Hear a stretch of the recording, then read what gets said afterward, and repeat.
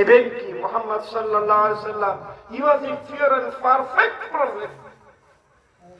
খাঁটির উপরেও যদি কিছু থাকে তাই ছিলেন, কথা ঠিক না?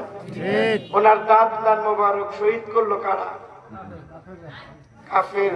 কাফেররা কি অন্য জাতির না তার আহাল পরিবারে?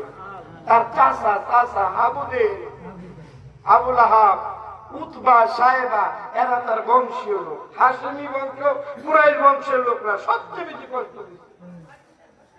আজও যদি আপনি সত্য কথা বলেন আপনার কপালে শাস্তি আছে। এমনি তো মারছে, তবে নবীরা মার খাইছে যখন নবুয়তের দাওয়াত পৌঁছাই দিয়ে গেছে তখন, যখন বলছে লা ইলাহা ইল্লাল্লাহ, এই দাওয়াত যখন থেকে শুরু করছে তখন থেকে মার। 39 বছর বয়সের সময় নবী ছিলেন মদিনার আলামিন, মক্কার আলামিন, রফিক, সাদিক, সত্যবাদী, বন্ধু, আপনজন।